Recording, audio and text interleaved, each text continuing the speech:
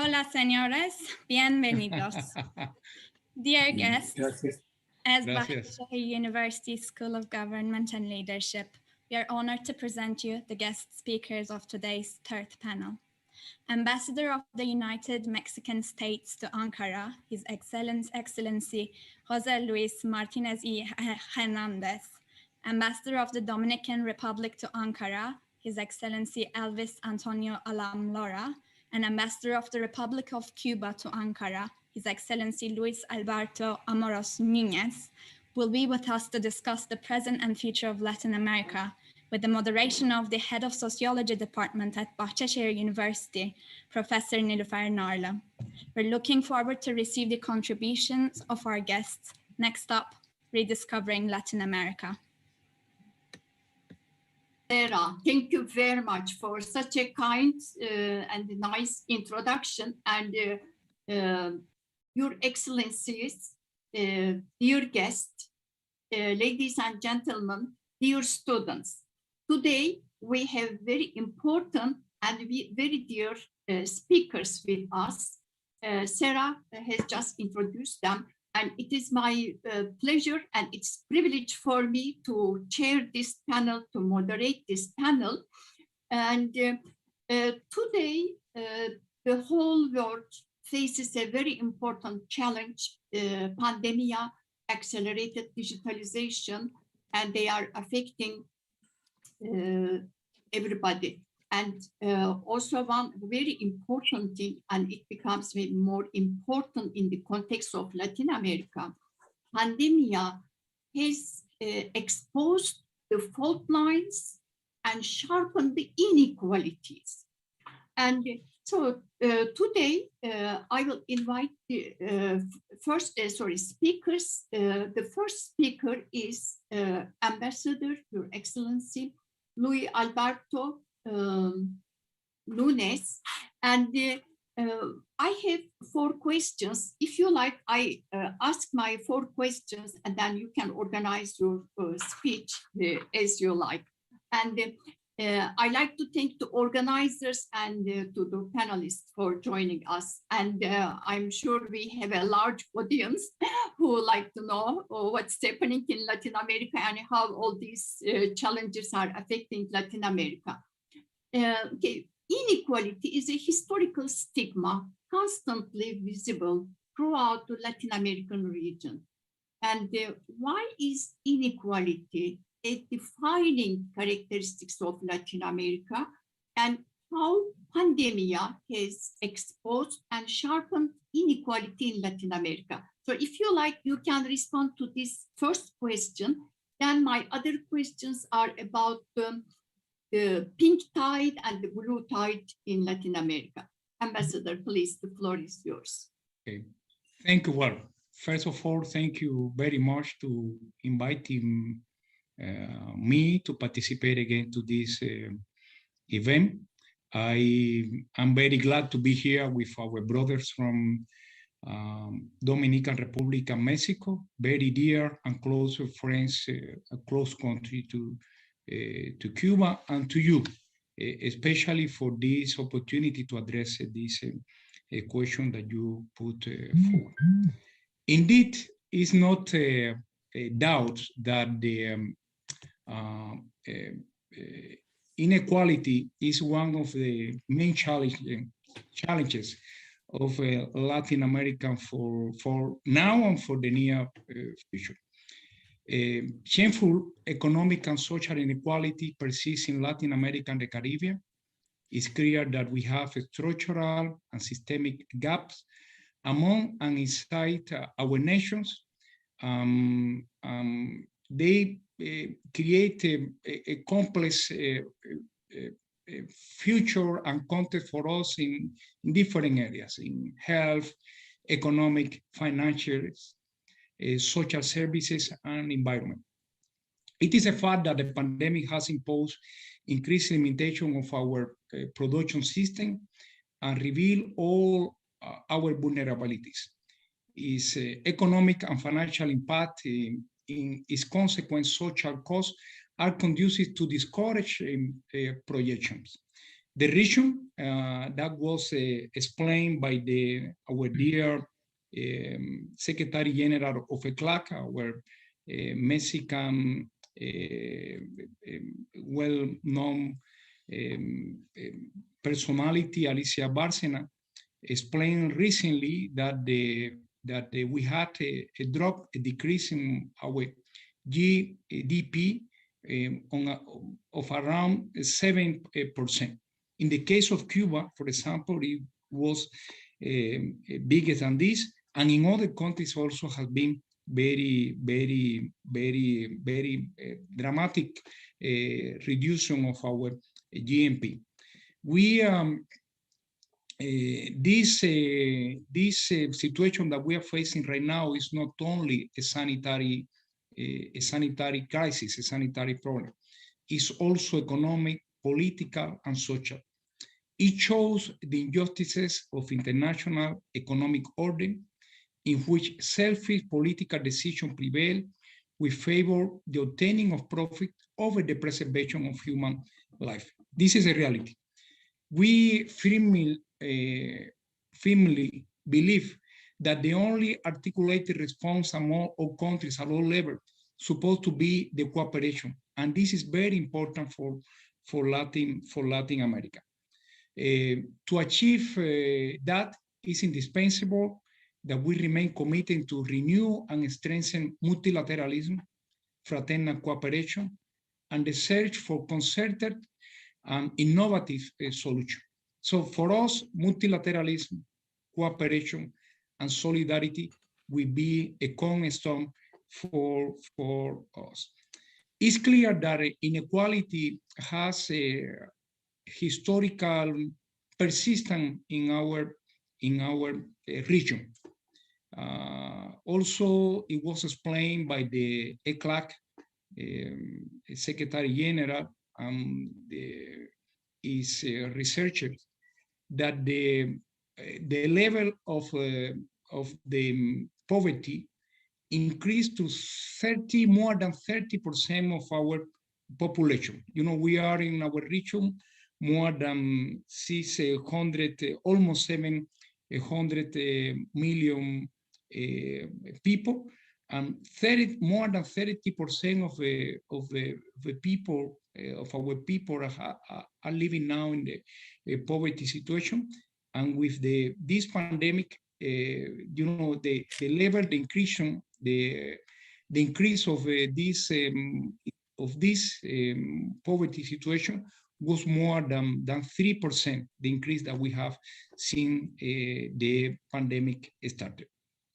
It's clear that we, in our region, we have the persistence of this inequality because of our, you know, the remain of a colonial past. You know, we in Latin America, we born we structure agricultural society, you know, and then the property of the appropriation of the land resources has kept unequal in our region. This also, one of the other important reasons for that is that despite in spite that we have an increase of the level of resources, development, the GNP has been increased before this crisis, before the pandemic outbreak. We have an increases in almost all the countries in Latin America. But despite of that, the redistribution of this wealth created is unequal. And we kept this inequality nowadays. That has been explained by many experts in Latin America. I know that our colleagues, they also have a lot of information on that. But in our view, it's very important to overcome this. The people of Latin America and Caribbean call for and need a better wealth and income distribution, universal and free access to quality education, full employment, better salaries, the eradication of illiteracy, the establishment of a true food security, health system for all, and the right to decent houses, fresh water, and sanitation service. But let me tell you that despite that we all are clear of that, is a reality that still we have a persistence of lack of system that guarantee this in our region. We also are facing a situation that we have to say that we face international circumstances that don't help a lot our projects. Regardless our interest, regardless our efforts in order to overcome this, we continue living in a world governed by an unjust and exclusive international order, under which the threat to peace and foreign interference in the region still prevail. You know, our region historically has been probably the two ambassadors, they know this pretty well, because our three countries has been not recently, but in the past we face a lot of interference, foreign interference in our national internal affairs. But this is a reality that we face. We cannot forget the long history of interference in the internal affairs of states, military invasion, bloody coup d'etats. The so-called center of power do not resign themselves to having loss of control over the rich region that we have. Nor will they ever renounce the attempt to change the course of our history in our countries in order to recover the influence they have lost and benefit from their resources. In particular, the case of Cuba, let me tell you that we are facing a tough blockade by the U.S. that they create a lot of difficulties in our country to overcome the situation that we are facing right now. You know, it's well known that Cuba, the system, our political and social system, we make great efforts in order to have an equal distribution of the wealth created. Despite all the efforts that we are doing right now to face the situation, the challenges created by the pandemic, we are facing a very tough blockade. Last year, we lost more than $5 billion because of this. That was the economic impact of the blockade.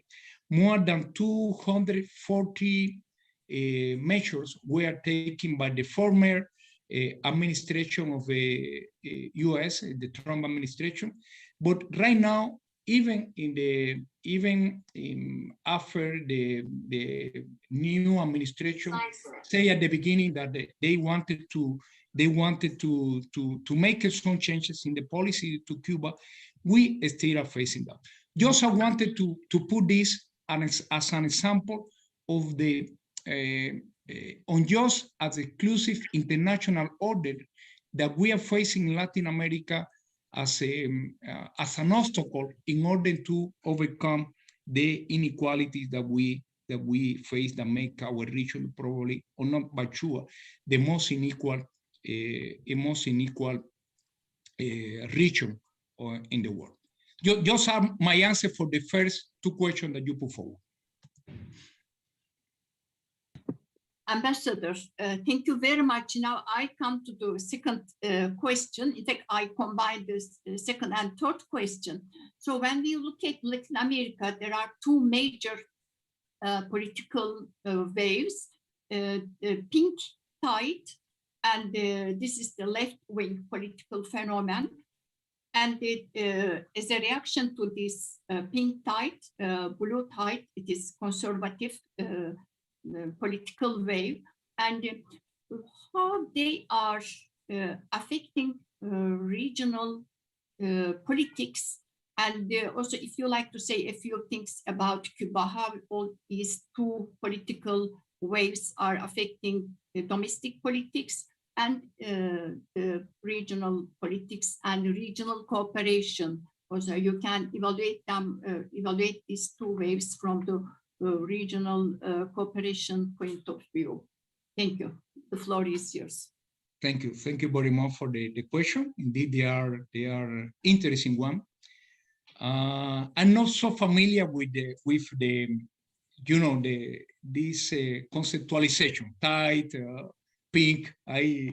It's not I'm not that familiar to this, but I understand the very well the core of Aria Rosa. the core of the question, and I'm sure that my colleagues also understand pretty well.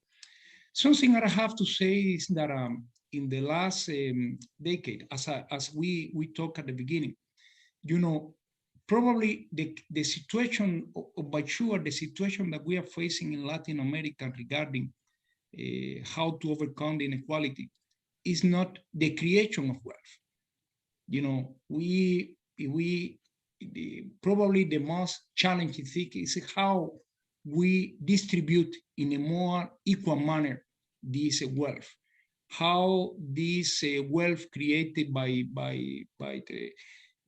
our countries, by our people, are better distributed, how people have, everybody in our society have more access to education, well-being, to health services that, as we know pretty well, we are facing a very tough situation nowadays in Latin America because this unequal access to a health system.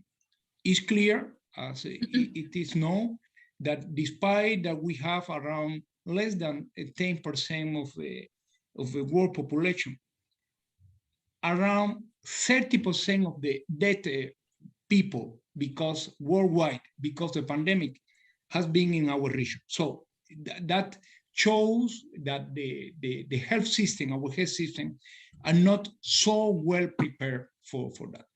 And then I come to the point of your question. I think that we had in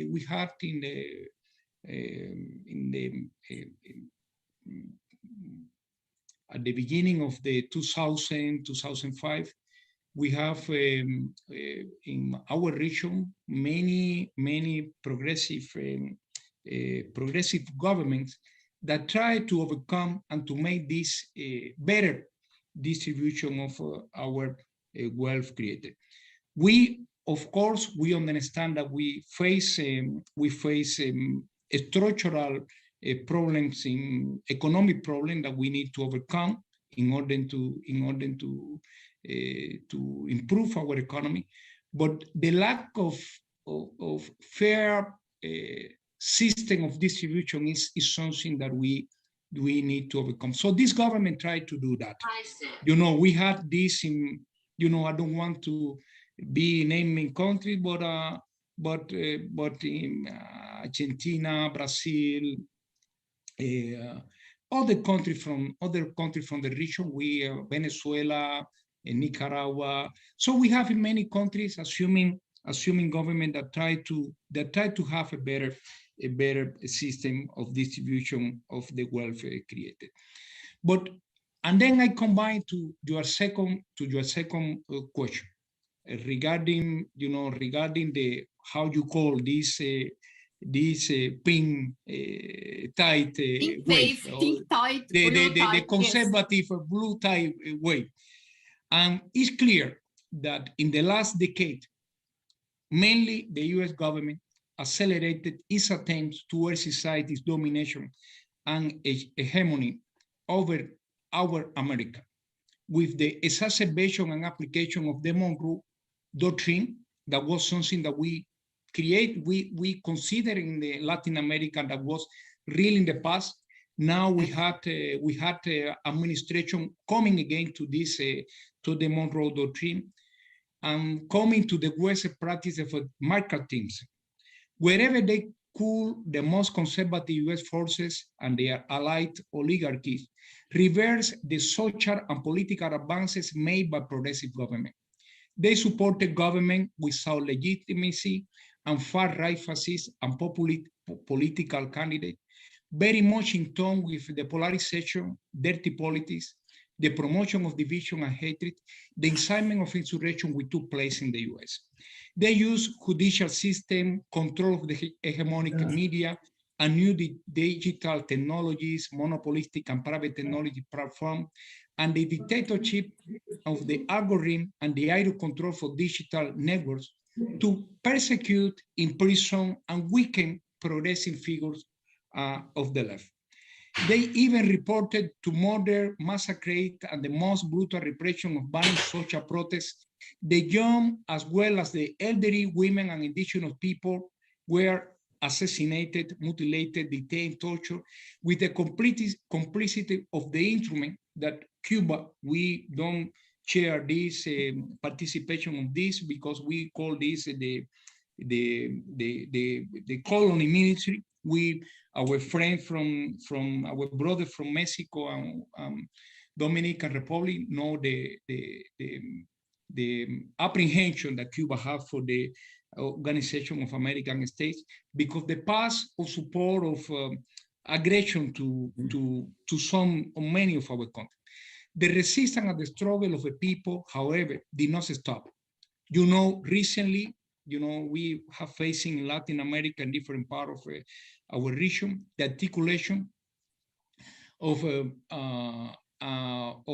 unity, of new movement, the assumption of lefty government and social and popular movement, trade union organization, women, peasant, indigenous people movement, that they revitalize. Yeah, that they revitalize the protests and social struggles in the street, the assumption of new government in the new government with more progressive approach in our region. Here the brother are witnesses of that. So I think that we have a big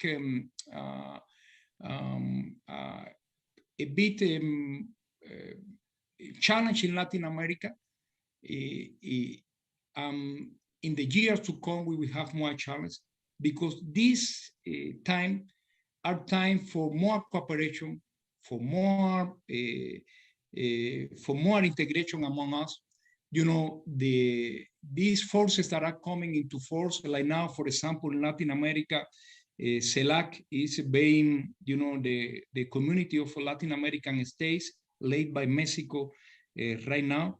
We are trying to come back to more integration, to working more together. In the CLAC, Alicia Bárcena explained that one of the problems that we are facing nowadays is that we don't have more integration among our economy. Our trade is over our region. We don't have intra trade among us.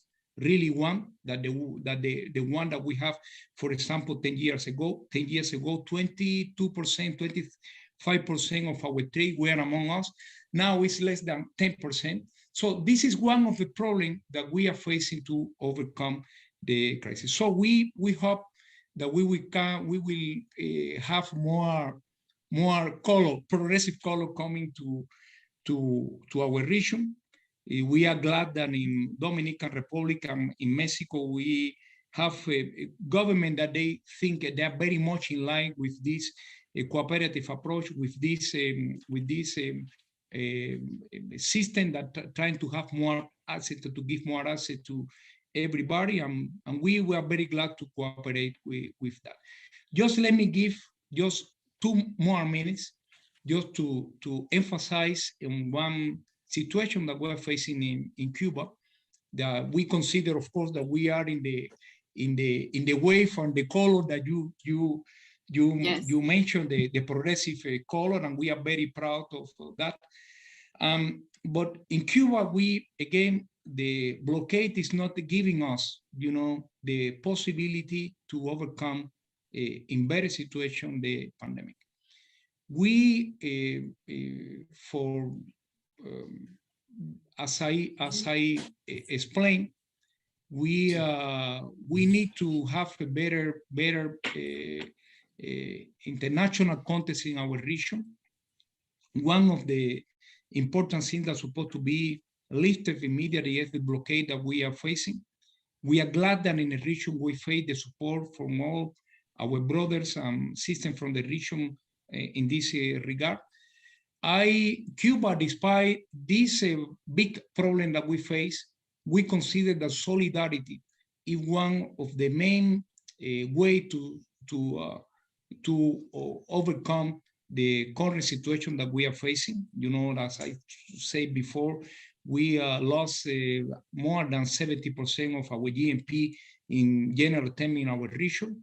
Some countries have been less affected, but everybody has been impacted a lot.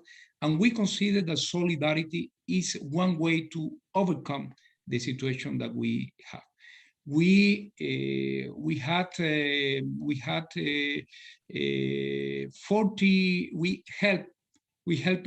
countries with 57 collaborators. We call medical brigade. Mexico is one of the countries that we helped on this to face the pandemic, but we do it in many countries all over the world. Now we are in the process of developing 5 vaccines against COVID. 2 of them have a very prominent outcomes. They have a better, according with the test that we are having right now, the phase 3 of a clinical trial. They have better indicators than some of the vaccines that have been approved and internationally, traded right now. So, and we really believe that, inshallah, as you say here in Turkey, we come to the situation, that we come to the situation that everybody will be vaccinated, that we don't have to wait for 20 years to vaccinate everybody according with the rate that we have right now. In Cuba, we expect to have everybody vaccinated this year, but we want this to be done in Latin America. And we are ready to cooperate, to support any solidarity approach on that.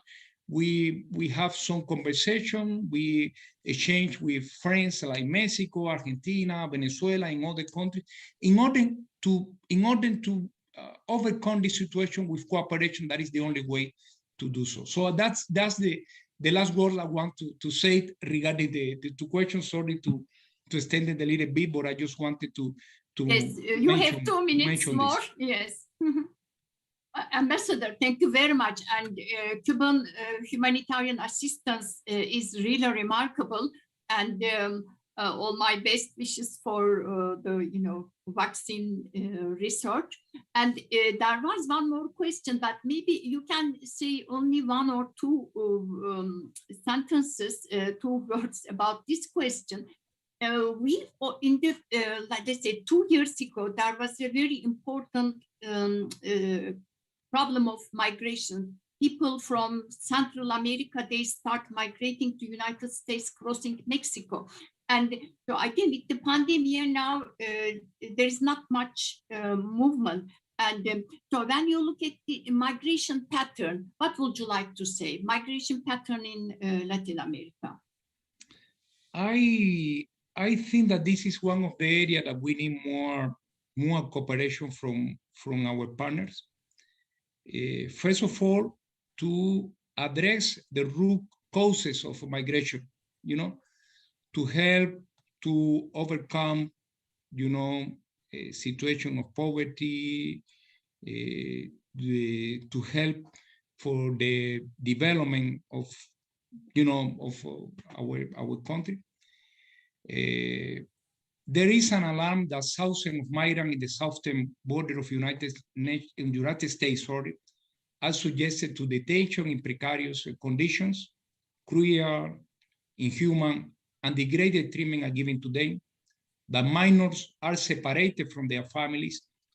This is an issue that is morally unacceptable. The fulfillment of cooperation in migration issues will only be possible if we address, as I say, the root causes of this. You know, poverty, hardship, hunger, that Equality, this situation yes. is caused, this situation of poverty, for us, you know, we are really believe in Cuba, that the main causes of this is the unjust and an exclusive world economic order based on ruthless neoliberalism. You know, the market cannot solve everything, and the market is not the only response to this. We need, as I said before, we need more solidarity. We need that the government be part of this solution of the situation. We center in the solution.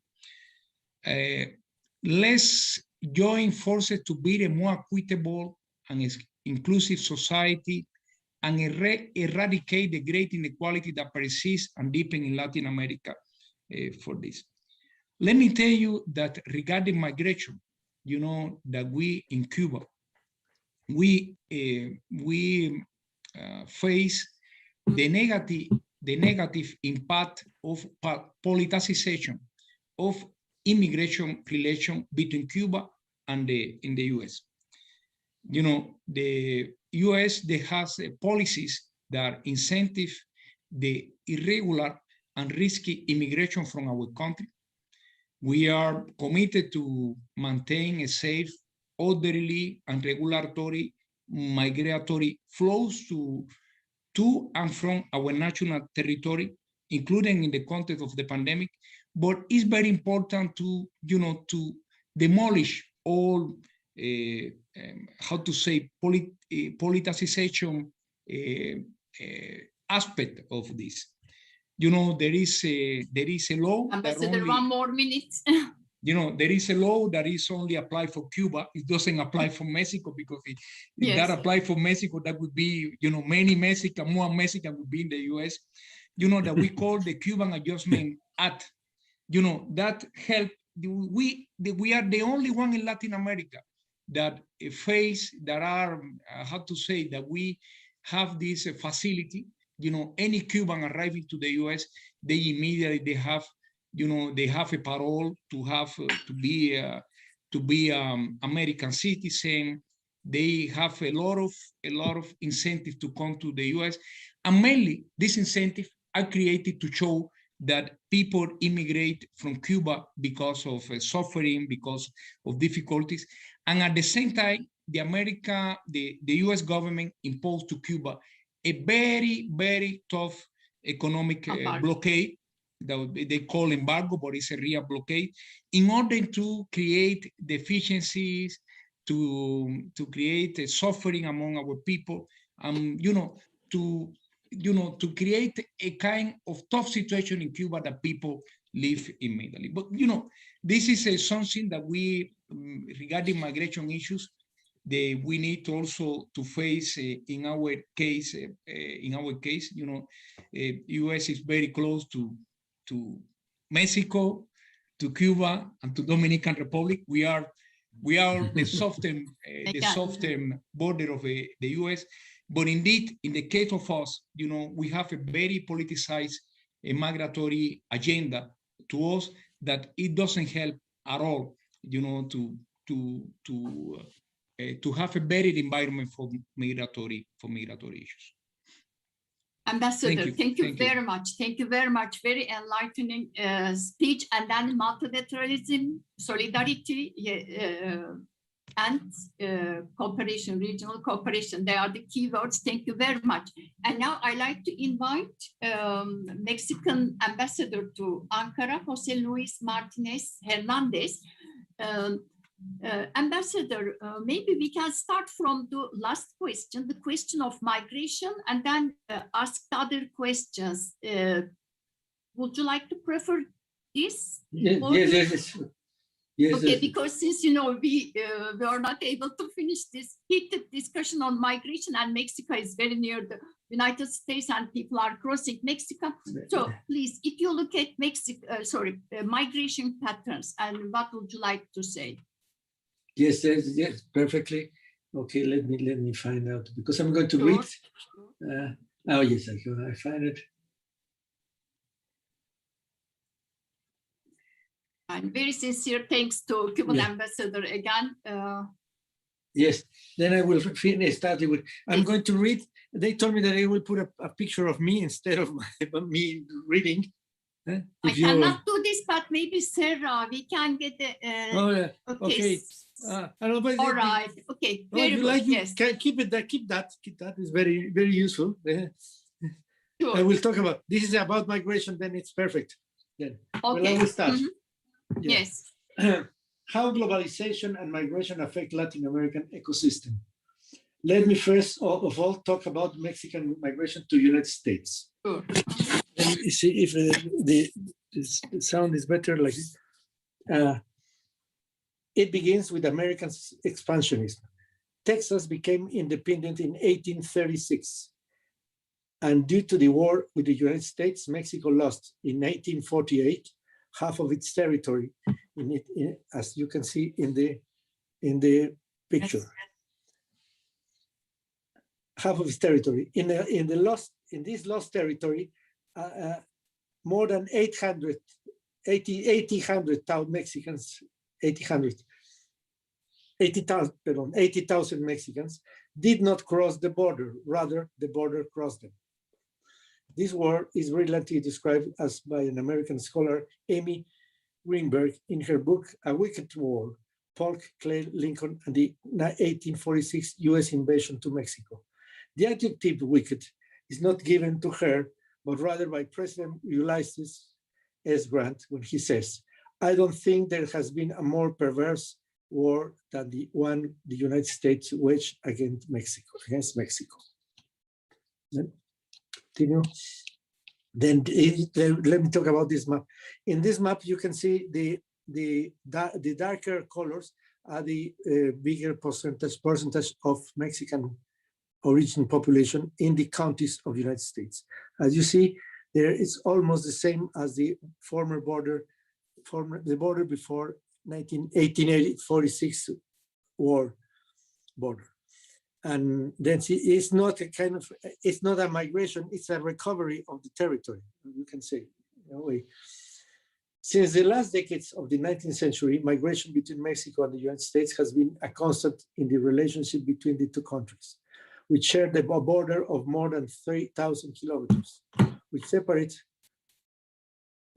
not only two states, but two economies, societies, and cultures, very diverse and with very various types of imbalances. This diversity is one of the engines of the migratory phenomenon.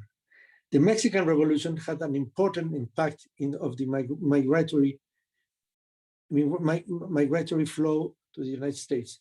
According to the study of the Senate of the Republic between 1919 and 1910, more than 1 million Mexicans entered the United States. And between 1917 and 1922, the first Bracero program was established, to which more than 76 Mexicans entered the United States legally with this program. The crack of 1920 had dire consequences for Mexicans in the United States. Between 1929 and 1939, about 500,000 Mexicans were expelled from the US. World War II led to the restart of the Bracero program, which was in force until 1964. Thus, around 5 million Mexicans were hired to work in the US. This study of the Mexican Senate that I mentioned makes a very interesting reflection.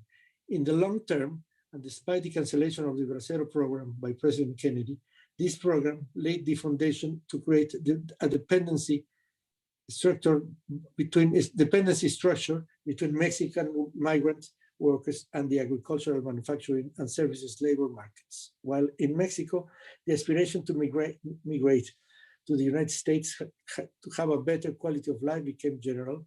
Throughout the 1960s, a new migratory pattern emerged in the one that the braceros sought to settle definitely in the United States. Simultaneously, in 1952, US laws began to get tougher, and then the term illegal aliens was established. Later, in 1986, the situation of 2.3 million undocumented Mexicans were regularized.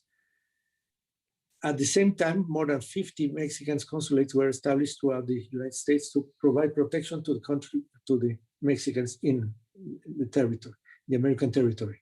Later, the study points out that during the 90s, there was a wave of anti-immigration sentiment, which materialized in two laws which facilitate deportation. The migration phenomenon in Latin America. The first period covers the 19th century until 1950, when the American countries were the destinations for migrants from Europe, Middle East, and Asia. In the second phase, ongoing from 1950, Latin Americans transited to the opposite direction. It ceased being a place of destination and became a center of migrants, particularly to the United States and Western Europe, although the shift happened at different times in different countries. With the exception of Mexico, all the transitions occurred after the World War II. The third type of migration in the Americas has been the intra-regional, which has seen in different times, Argentina, Chile, Costa Rica, Mexico, or Venezuela to become a regional migrant-receiving countries. During the 70s and the 80s, of the 20th century, a lot of these migration were linked to political reasons, but for the last part of the 20th century and later on, the motivation has been related mostly to economics and security. In this last wave, the shift to open markets and globalization that occurred during the 90s in Latin America was also combined by a liberalization of the transit controls for trade, tourism, and labor, being increasing in the intra-regional migration. As a consequence of the initiative of political and economic migration, such as Mercosur, UNASUR, and Pacific Alliance, people were able to migrate easier and with more freedom within the region. Mexico and Latin America. Mexico has been an exception for different reasons. It is difficult to compare the Mexican with the others in the region, given its proximity to the United States, the large number involved, and the historical relationships. The fact that states like Arizona, California, New Mexico, and Texas were once part of Mexico, as you can see in the map, create more natural migration flows since the 19th century. It is not difficult to say that for Mexico, migration has been mostly unidirectional to the United States. According to recent statistics, around 39 million persons with Mexican origin live in the United States. 39 million. For that number, 12 million are people born in Mexico, while the other 27 are Mexicans of second and third generation. Just in 2020, migrants' remittance, the money that they send to Mexico, to the families, were around $40 billion, signaling the importance that migration flows represent to the country. After the economic crisis that shocked the world in 2008 and the recovery of the Mexican economy in the aftermath, a great part of the second decade of the 21st century shifted the migration patterns for Mexicans in the US. With less job opportunities and the increased risk, the number of Mexican migrants to the United States reduces substantially, to the point that during most part of the decade, the net influx of migrants was negative. At the same time, Mexico is also a destination and passage for migrants, as it is the connection point between Central and South America with the United States. In 2019, 2 years ago, the number of apprehensions at the US-Mexican border was 850,000. The number fell sharply in 2020 to 400,000. But it's important to consider that the border were closed because of COVID-19. Nowadays, there are more apprehensions of non-Mexicans than Mexicans at the border. It has been happening It has been happening since 2014. Additionally, the Mexican Commission for Refugees Assistance, COMAR, reported that in just 2 months of 2021, more than 9,000 people from Honduras, Guatemala, and El Salvador have requested asylum, comprising 40% of the total, comprising 40% of the total of applications submitted in 2020. This is an example of how migration and globalization affect the dynamics of the region. Migration from Central America to the United States has been continuous since the 80s, but the number we are seeing today reflect the growing humanitarian crisis, composed by economic slowdowns, violence, and natural disasters that are exacerbated in the last months because of the pandemic.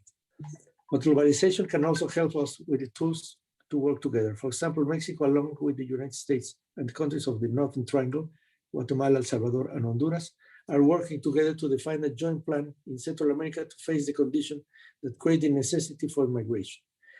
On the one hand, there are short-term crises such as hurricanes, droughts, and the pandemic. On the other hand, there are root causes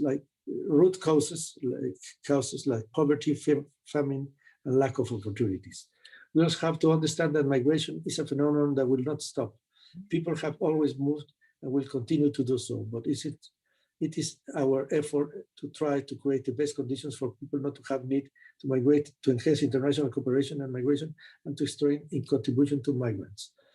This is the reason why Mexico was the first country to adopt the Global Compact for Migration promoted by United Nations. It was signed in Marrakesh in 10 December of 2018. To guarantee a safe, orderly, and regular migratory flow, for us, migration policies has been based on the defense of the rights of migrants, including their cultural rights, and the promotion of economic development from a humanitarian perspective to address the structural causes of migration. Thank you. Thank you. Thank you very much. Very informative answer. Thank you very much. And this map is, explains a lot. Thank you very much, Ambassador. So I can come to maybe from here the first question. If you look at inequality in the context of pandemic, and maybe you can say a few things about the situation in Mexico and the region. First of all, why inequality persists in Latin America? And now when we look at the situation, new conditions created by the pandemic, inequality is deepening, it is sharpening in many parts of the world. But now Latin America, many countries in Latin America are vulnerable. Please, the floor is yours. Well, first of all, about the inequality in Latin America. Well, to explain the inequality in Latin America, we have to go to the colonial times and to see how the social structures, the different policies of the states in Latin America of economical policy mainly, and social policy also. Then there is, but anyway, if there is inequality, but it's not only a phenomenon of Latin America, and there is something very interesting that in recent years, the World Bank published an interesting. I'm going to read it. According with the data from the World Bank, in the last 20 years, the average Gini coefficient of inequality, the famous coefficient of inequality of Conrado Gini, in the region fell almost 10% compared to the other countries like Germany and the US, where it shows an increase. So that means that even in the pandemic situation, the Latin America behaves better than the two of the more richest countries. Yes. Then there's, as you can remember, just remember that in the United States is a country with more homeless people. I never see so many homeless as in front of the White House in Washington. This is impressive. The richest country in the world has homeless people. This is unique, and you see, these are the phenomena that even inequality is different. It works differently in Latin America or in the developed world. In Latin America, there are very different ways of the poor people to defend themselves. I remember a famous study published by a Mexican economist about how the poor people survive, and it was very interesting because they show how they create kind of communities of lending money and small amounts, like these popular banks in Bangladesh or things like that. Mm-hmm. Like microfinance, they create their own microfinance network. Then, well, and going back now to the other question, one of the things that it's very, for me, it's very shocking is the way COVID is affecting affecting countries with inequality. For example, in Latin America, there is one element that is that this has to be in count. That is the what do you call it? The informal economy.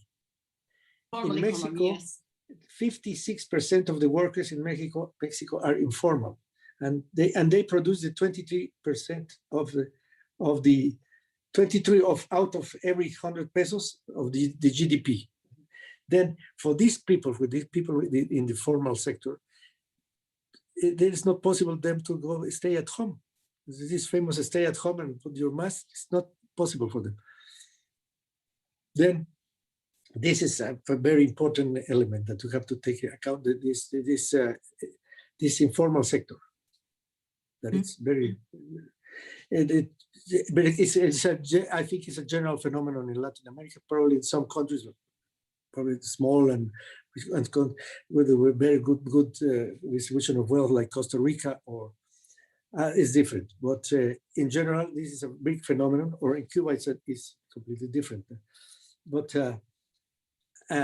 then other aspect that I have to link is the conditions that create COVID-19, and for example, with the education and with the connectivity.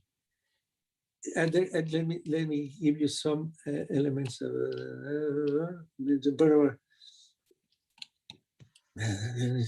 Yes.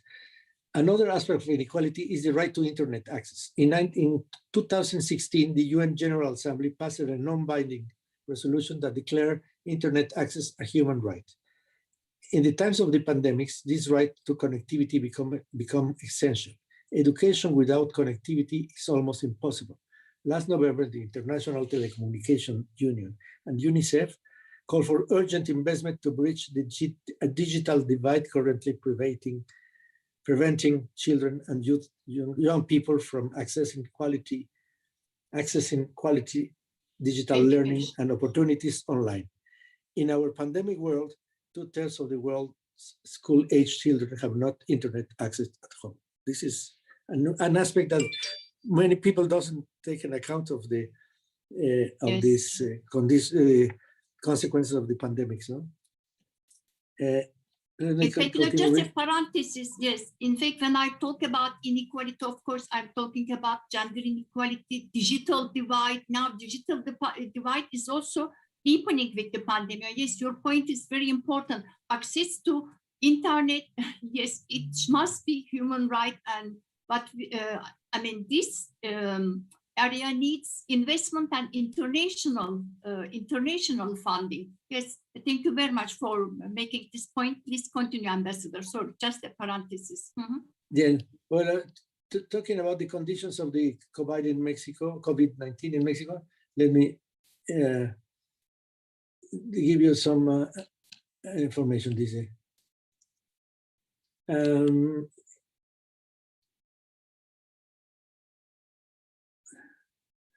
In this regard, there is no surprise that the low-income population has been more likely to become infected and die from COVID-19. Nevertheless, the government continues to talking about my government, to make efforts to get the country back on track through the intense vaccination campaign. Until now, we have received more than 40 million vaccines, and we expect to have 65 million at the end of June. Mexico is a country of 120 million population. This will be possible because Mexico and Argentina made an agreement with AstraZeneca to produce the vaccines in their countries and to be able to distribute it in Latin America. The projection is to have between 150 and 200 doses in the vaccine to distribute in the rest of the continent. Million doses. Since the beginning of the pandemic, Mexico has been pushing on different fora to the equitable access to COVID-19 vaccines and the use of initiatives like COVAX and CEPI to expedite this process. As it happens, with inequality, Mexico agrees that as long as the people who is in disadvantage is not able to get the resources to catch up, it would be impossible to advance altogether. So the vaccine and internet, access to internet, they are the most important issues, yes, in the context of COVID. Yes, yes. The other issues, housing and labor, right to find a labor, and because it's also related. It's a permanent situation, but these are the new. This internet not so new, but COVID is just 1 year ago, 1.5 years ago. Internet, I mean, access to internet is very urgent now, very urgent, because otherwise some of the pupils, they will be behind, and it will have a very negative impact, on the human resources, again, for all over the world. Mm-hmm. And I think it's free internet, because this free also fights. Yes. This situation with the broadband and the quality and the 5G, it's coming now, the 5G element. And what I think is that even though there is a lot of misusing of internet by deforming, I think what you need is to create kind of an education for internet to the people. Yes. Not to believe in everything they see, how to disaggregate the information, how to look for the real good sources, because now it's full of inventions of this all these complot theories and QAnon and all this. There's a new documentary about the QAnon or QAnon movement, very interesting. I just discovered it in the TV. And because they are really making, but like this campaign against the vaccine, this is criminal. It's criminal to do. And a lot of people thinking that there are countries, I will mention, that they think that they cheat their government creating false vaccine certificates. Oh, because they don't believe it. They don't believe this. There is this vaccine necessity.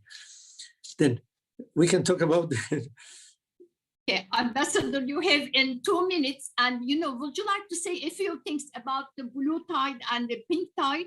Just a few sentences. Yes. Well, yes. For Mexico, it's not very easy to put in this blue tide, because, well, let me tell you, Mexico is a country it's the first revolution in the 20th century, was the Mexican Revolution in 1910, was 7 years before the Russian Revolution. And after the revolution, it was in 1928, it was created a party. It was more or less, instead of having all these movements of generals, warlords, etc., ruling the country, a very intelligent president called Plutarco Las Calles, by the way, he created our first treaty of the 20th century with Turkey. Was him and President Ataturk who signed it. And they were very similar in many aspects. Yes, there are some studies comparing. Yes. There is a professor in Istanbul. I have to tell you after the name, who has a study about this exactly. And then, well, he created this party, and during the 70 years, this party was in power. In the 70s, in the 80s, in the late 70s, before we changed the law. I was part of that process in the Ministry of Interior. The law to have more chances to the other parties to participate in politics. We create a system of dual representation, that is a proportional representation, and since that, since this is the late 70s, beginning of the 80s, we have a process of democratization of opening the system. Then in 2000, in the year 2000, for the first time, an opposition party, for the first time in 70 years, an opposition party, the party from the right, is PAN, Partido Acción Nacional, won the elections, and President Fox was president, elected, and then 6 years after, the President Calderón from the same party was elected, and 6 years after, in 2012, the PRI came back to power, and was during 6 years. And then in 2018, there was a new party that called Morena, Movimiento de Regeneración Nacional, led by actual President López Obrador, won the elections by a landslide triumph. Impressive, really impressive, even for. He's now in his second year in office, and now in 1 week we will have elections for the midterm elections, not for president, but for the chambers and for governors and mayors mainly. And well, there's going to be a very competitive situation. But then, as I can say, PRI is more or less is a party that comes from the center left, and then became the last years became more liberal in the economics, but it will always continue with in the social aspects with a social democrat policy. PAN is a party from the center right, and it's also a party next to the Catholic religion. The PRI is like it's a non-religion, it's separation state and church, and the Morena is say it's a social democrat party, more to the left than the other social democrat party. This was more or less our screen in a very simple way, but more sophisticated. No, very clear. Yes, very clear for the audience. Yes, Ambassador, no, you summarized very well, and thank you very much also presenting this map and explaining migration and the ecosystem in Latin America, and with a particular emphasis on Mexico. And thank you very much for your speech, very enlightening speech. Thank you. I will send it to you. I will make some corrections. I will send it to you. Yes. And also the name of the book of this professor in Istanbul about Proletar Calles and Ataturk. Okay. Thank you very much again. My pleasure. Thank you. And now I like to invite Ambassador, Dominican Republican Ambassador to Ankara, Elvis Antonio Alam Lora. Ambassador, I start with the question of migration. So let's start from the question of migration, and what would you like to say about the migration patterns in relation to Dominican Republic and maybe Central American countries, and for the whole region? So we will change a little bit the subject, I think, right? So first, I start from the migration, migration and migration, globalization. Then, but if you like, I can do the opposite. We can start with inequality. Yes, I think we better go with the pattern you have already appointed. Yet, first of all, our congratulations to the directors and authorities of this prestigious university for the initiative of this encounter between worlds. And many thanks for inviting us to this forum. To my colleagues, the ambassador of Cuba and the ambassador of Mexico, I congratulate them for the, it was a speech with nothing less to say. For me, it's going to be very, very hard to pinpoint something because they have already said many of the realities that we are facing in Latin America. I prefer to start with the first point for one valid reason. Recently, 4 days ago, as you will see, we have in the Dominican Republic an encounter of 22 nations that participate in a conclave, economic conclave. So my first point is basically based in many of the aspects that were treated in that encounter. First, according to reports from the United Nations Development Program, Latin America is the most unequal region in the world in terms of income. Inequality has different phases, all of them sad. Life expectancy reflects this bitter result, being very unequal, depending on the economic reality of the people, reaching average of expectation close to 15% between the bands. The racial or ethnic issue also reveals a great distortion with the native and the descendants of African occupying the lower base in the distribution of the well-being. The lack of adequate education and the most needed level makes it almost impossible for the most vulnerable class, with some exceptions, to be condemned to remain at the back of human development. The lack of an adequate health system in our countries where the entire population or large part of it cannot receive adequate services, with some exceptions. For example, Cuba is one of them. Citing Joseph Stiglitz, Nobel Prize in Economics, the way in which the colonial past of the region developed created the conditions that led the current reality. The dispute between colonizers and the indigenous people sowed a seed of inequality in Latin America, as well as the uneven distribution of land in agrarian economies contributed to the creation of some very rich families and many very poor families. Long-standing historical problems undoubtedly represent the great challenge for the future, since change depends on a complete social restructuring, something that has not been achieved in 5 centuries.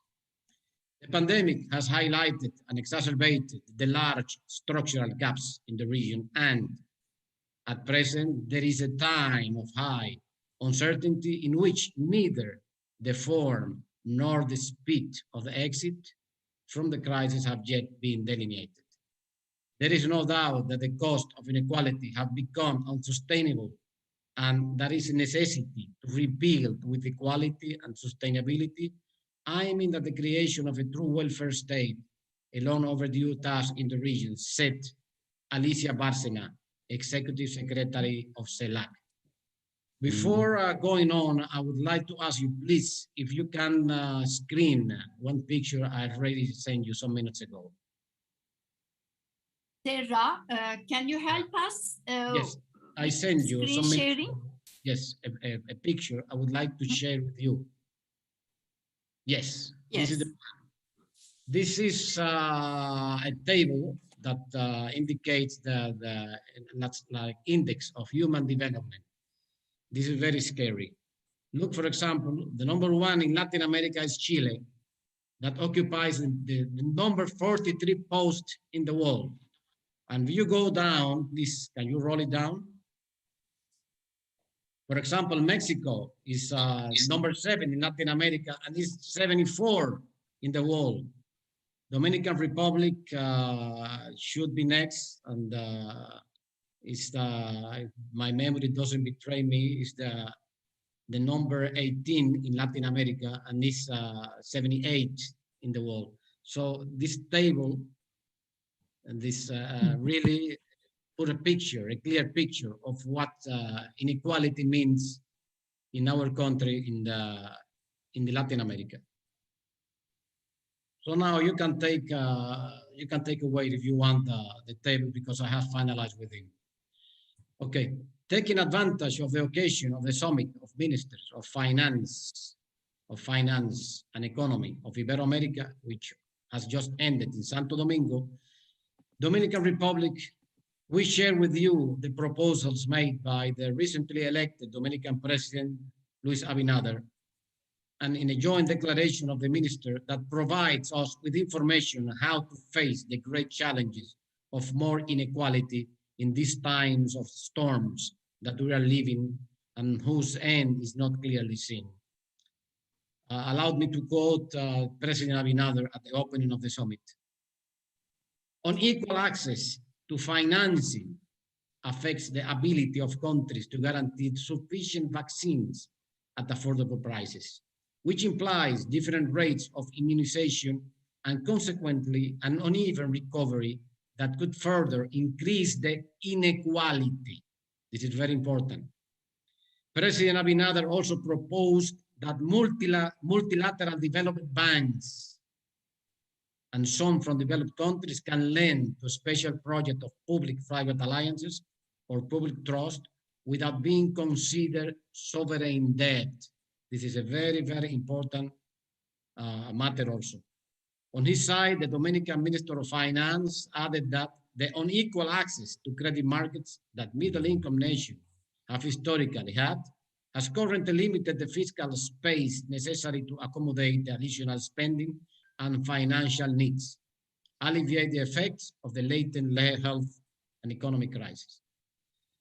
For his part, the Ibero-American Secretary General, Rebecca Greenspan, said, this is very important, the cost of the pandemic are equitably distributed, but the resources to fight it are profoundly unequal.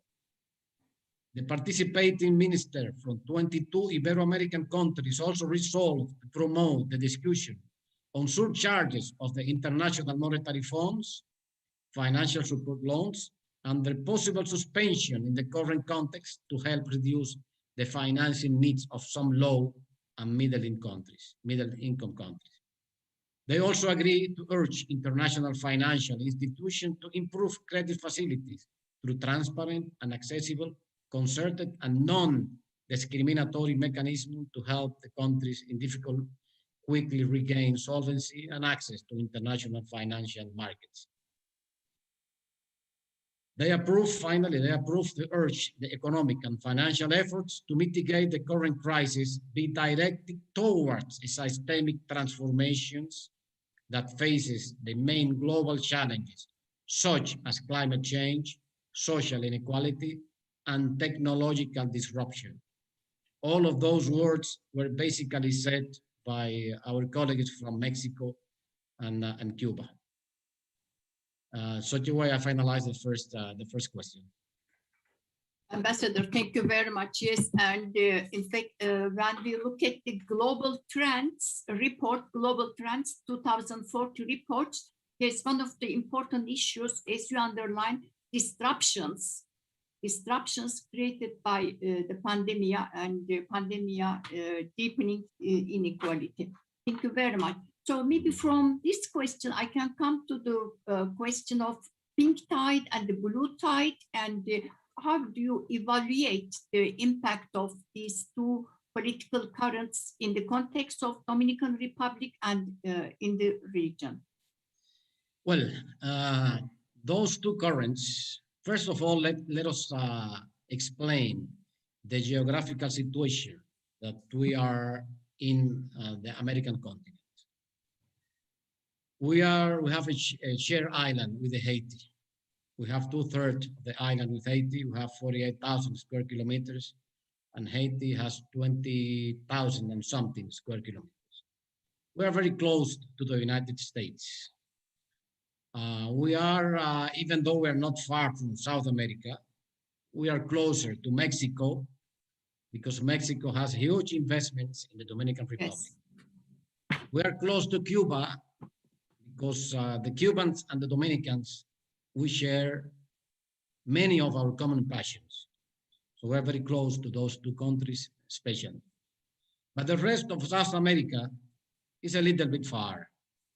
So things that happens in Chile, things that happen in Argentina, Bolivia, or Ecuador, we barely sense them. We are an island far from those places. So I will try to explain to you from our point of view your questions. But the Dominican Republic, because what I told you before, has not had any participation either in the Marea Rosa or Marea Azul. Okay. The left-wing political phenomenon affect internal politics and regional integration in Latin America. This is your question. In principle, we can say that the left-wing political movement can bring two edges. One positive. It is likely that greater social cohesion can be achieved. By principle, those parties and the countries that belongs or are part of the Marea Rosa, by principle, I said, they have more social sense than the right-wing party. But on the other hand, the inclination towards economic models that guarantee the privatization of states' company may subject Latin America to greater social inequality, the result of the concentration of wealth and the opportunities derived from it. However, to understand it broadly, it would be important to take a historical X-ray of the emergence of the movement in our times, because it is how a significant number of Latin American countries entered, especially South America, entered the 21st century governed by political parties and leaders who sympathize with progressive and left-wing ideas, a phenomenon called by a sector of academia as Marea Rosa. However, some electoral setbacks and recent victories by center-right parties that we have seen lately indicate that the tide has begun to wet, leading to an ideological shift at the continental level. The political, economic, and geopolitical consequences are still uncertain. This is something new in order to know exactly what's going to happen. The 1980s were the last decade of Latin America in terms of economic development. The decision of the Federal Reserve of the United States of America to raise its interest led to a flight of capital from developing countries. We can remember those days. If you have money in your country and the Federal Reserve, the banks of the USA were giving you 11% interest rate in a hard currency, you prefer to take your money and go take them to the United States instead of investing in your country to generate wealth and to generate, employment for your countries. This is a very, very important point of inflection for our economies. That's why we call them the last decade. Hyperinflations, we can remember those very well. In our Dominican Republic, we have clash, a social class almost every day. Many people died because today you have one price for an article, and a week later it was raised 30-40%, something familiar with Turkey also. Economic recession and sustained increase in extreme poverty and inequality were some of its consequences. In response, multilateral credit agencies, especially the World Bank and the IMF, I remember very well that line of help that was offered to Mexico in order to Mexico to continue economically living, designed economic rescue plans for the countries hardest hit by the crisis, which included economic and political demands, the famous structural reform plans. All of these demands, popularized under the name of the Washington Consensus, consolidated the hegemony of neoclassical economic thought, better known as neoliberalism in the continent. And in that, in turn, encouraged the opposite currents.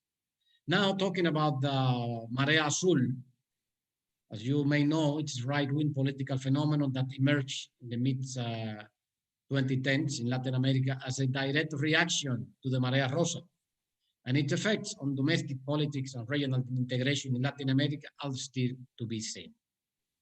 In principle, understanding the context in which this movement is created should be possible only from the global social and economic perspective.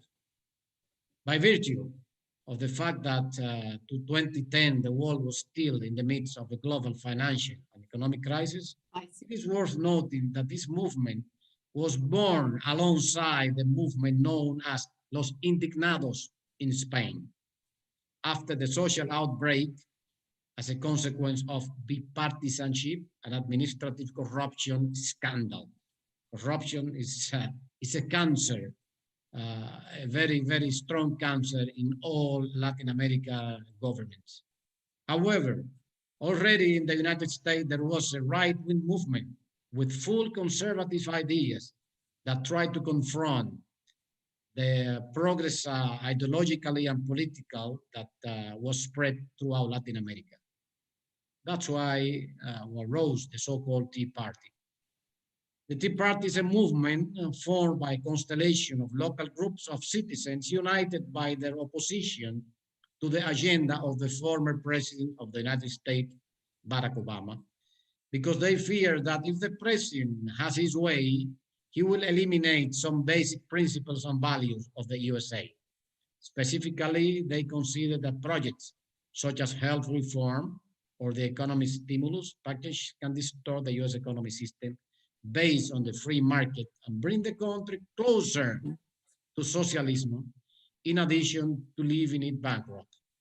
Now, the movement has an emotional component as important as the political one, and which is the result of fears and uncertainty generated by globalization, the economic crisis and various social changes that every country is experiencing. An example of this has been the changes from progressive governments to more conservative governments in Latin America.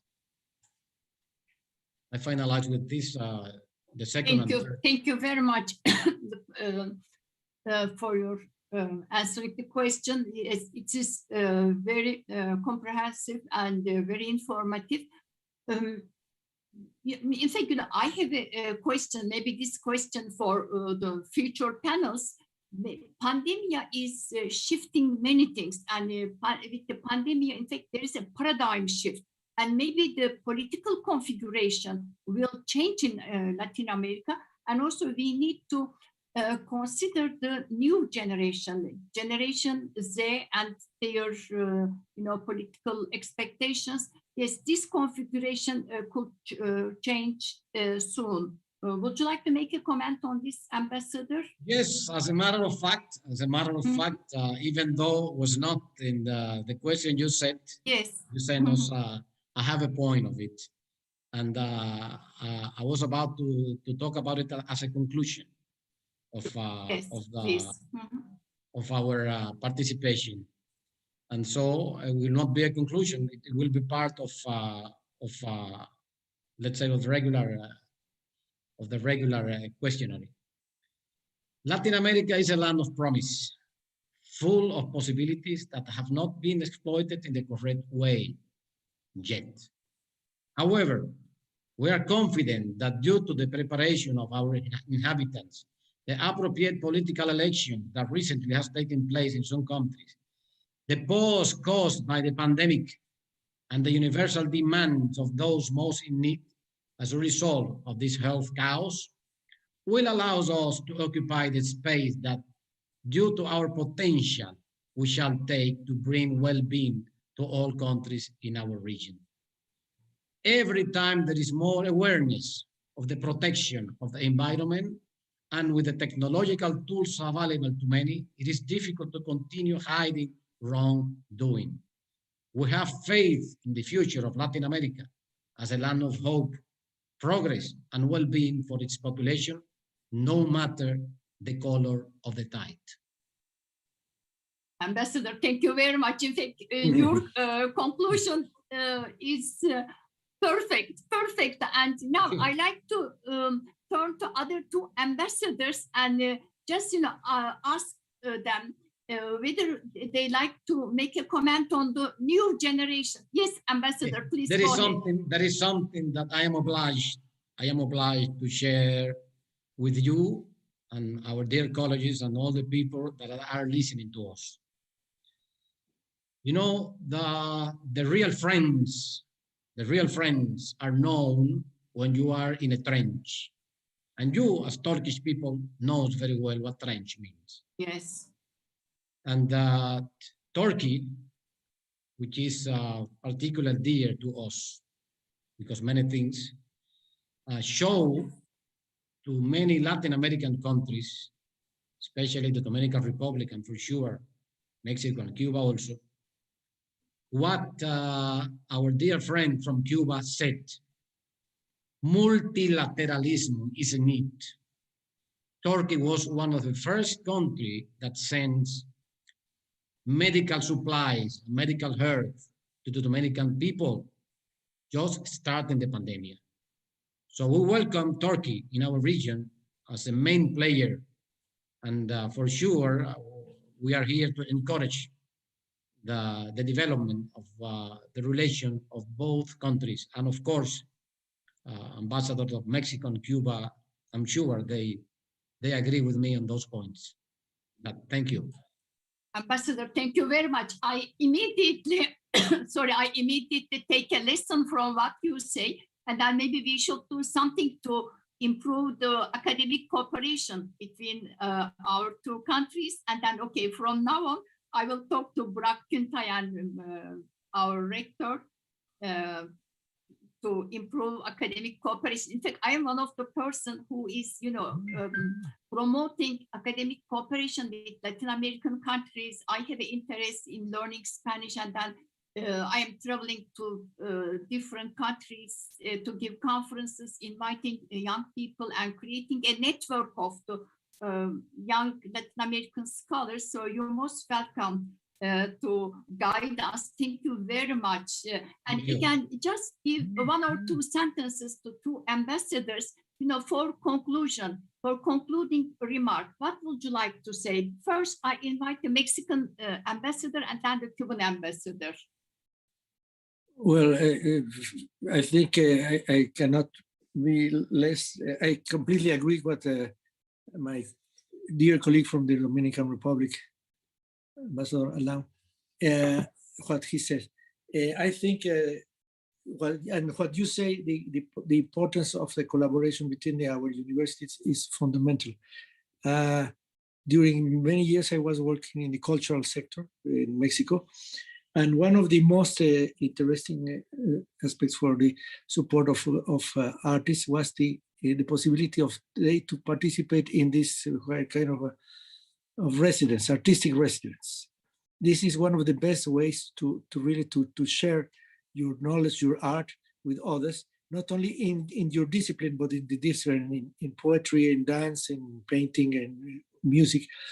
And this was fantastic for me. And then I believe really in international cooperation, in the international exchange of ideas, of experiences, of culture. I really happy that to participate in this seminar with my colleagues from Cuba and Dominican Republic, my friends, my colleagues.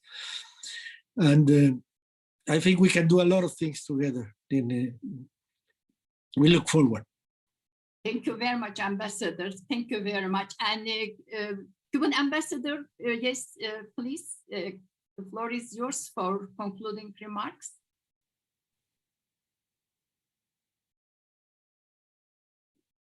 I think your microphone is muted, maybe. Sorry, Ambassador. Yeah, it's okay, Huh, now you hear me.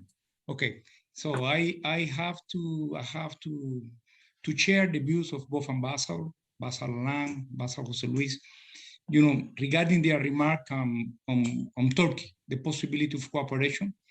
We share a lot all the possibilities to cooperate, because we believe that this is in this selfish, in this world, plenty of egoism. We are the most powerful, decide for the rest of what to do. I think that cooperation is the only way to overcome this situation.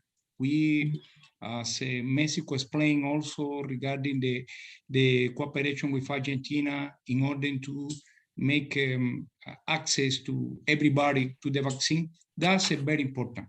We cannot wait for 20 years in order to vaccinate our people. We need to find all the ways to do so.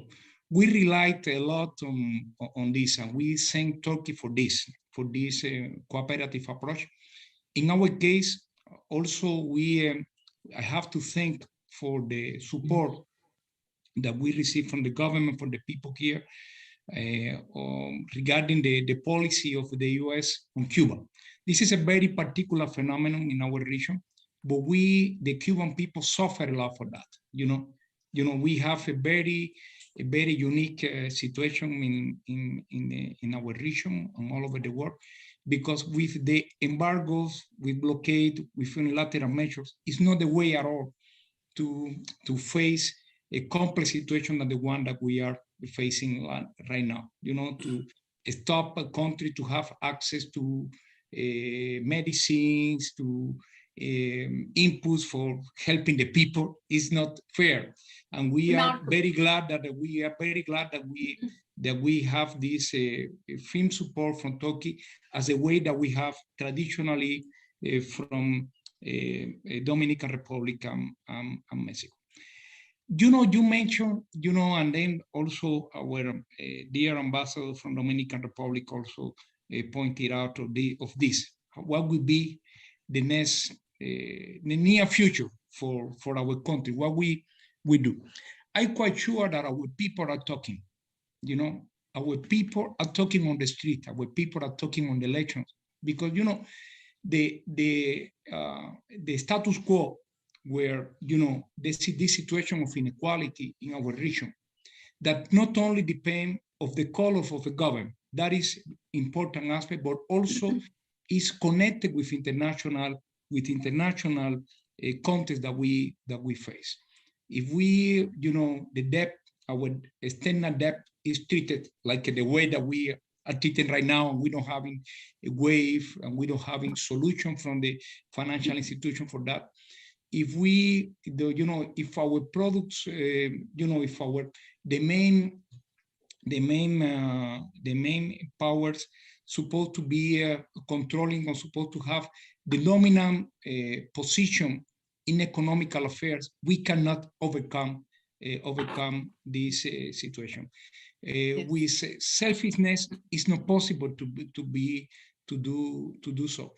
I relied a lot on our possibility in Latin America to cooperate more among us. I was preparing, like other ambassador, during these days, looking to all statistics from the CLAC, and there is very clear that we are not cooperating among us. Yes. We don't have investment in our country. We don't have trade among us. We export to China, to the US. They have this war, and then we are in the middle of that, and not deciding among us how to do more, with our resources. We are very lucky region. We have plenty of resources. We have a lot of water, a lot of renewable and non-renewable energy resources. We have a lot of, and we are not exploiting them in the way that we could do. Part of this is the lack of cooperation that we have among us. We say, I know that from Mexico is very dear. I know that was said by the US Mexican president. Then sometimes we think in Cuba and in Mexico and Dominican Republic too far from God and too close to the US.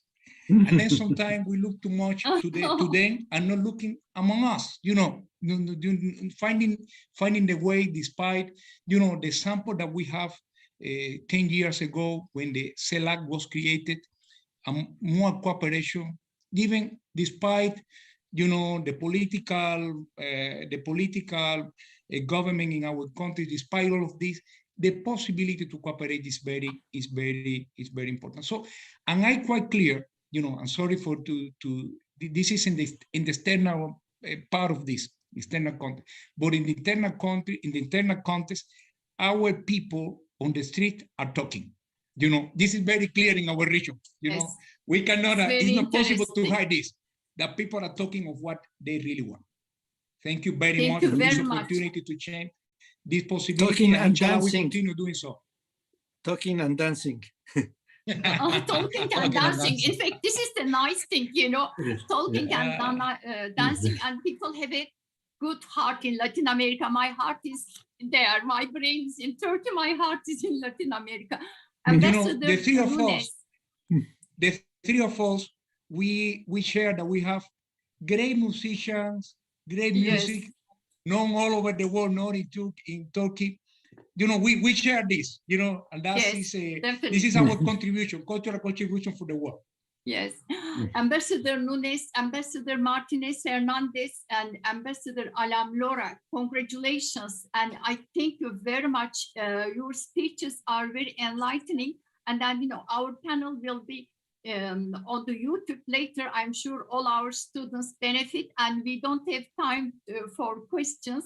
And I thank you again, and wish you best and buenas tardes. Yes. Muchas gracias. Teşekkür. Teşekkürler. Teşekkür. Teşekkürler. Teşekkürler. Gracias.